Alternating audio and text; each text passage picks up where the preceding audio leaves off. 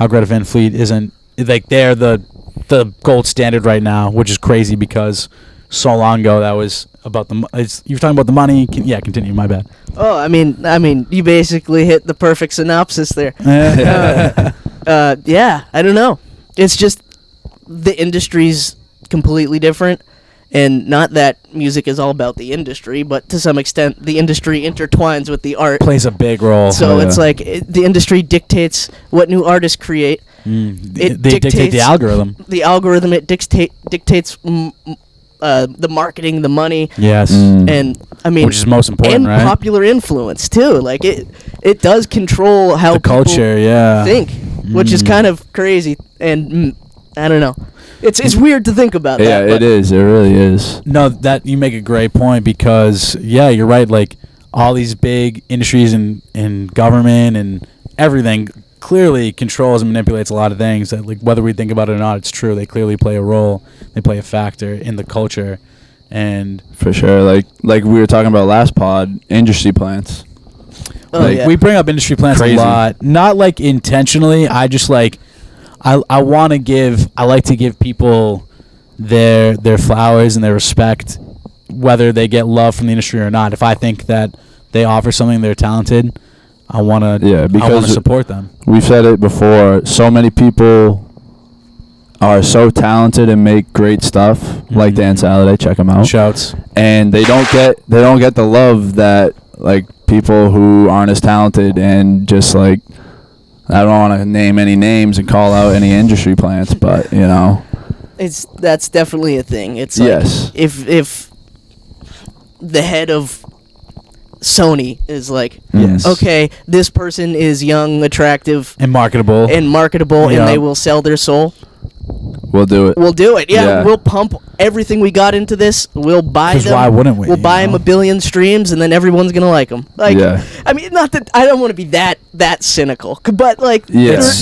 there's an aspect of the music industry that's just suits. You know, it's not it's artists. Suits, exactly. Yes, that's exactly. The best way to put it. Like, they don't care about the art. It's not to say the music's bad either, because they hire very, very talented, great songwriters. Of course, great definitely. producers. Definitely. But the end goal is like, we want this sound because we know this sound is going to work well in the popular. And we view. want this image and this vibe with this energy. You know, it's a lot of what's like, gonna sell. What's gonna make us the most money? Exactly. That's what they do sometimes. You know. Yeah. I would say, in terms of modern trends, I have nothing against any type of music or anybody who likes any type of music. Of course. To each their own. Modern trends are semi-reverting back to 70s and 80s style music. That's very true. Which is awesome. In terms of approach, like if you look at anyone... Weekend.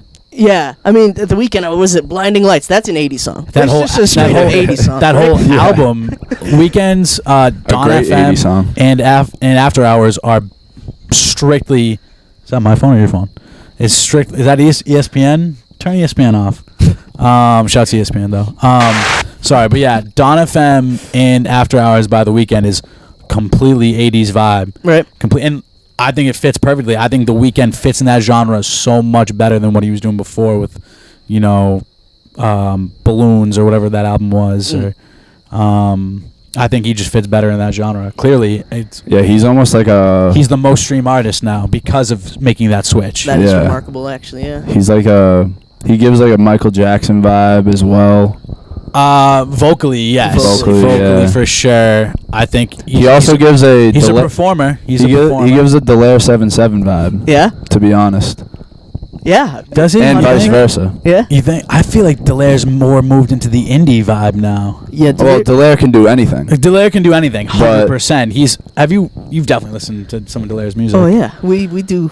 You guys have worked together. They collab. Yeah. Dude, what'd you think of his last EP? Killer. I thought it was great. Killer. I thought it fit. I feel like, so we've talked about this on the pod before. I was telling Ty, like, I think he's found his sound. I think he's found his area. And I think he's, like you said, he's killing it in that area. I think he's found his music. And I think, like I said, that indie alternative vibe is is exactly where he fits. 100%. Like he has. But he can do anything. He can rap. He can do anything. You know. Yeah. So Yeah. He really can. I mean, he really can. He's a. I mean, he's Speaking of talent, ultra talented. Speaking of people who don't get their flowers from the industry, but he will.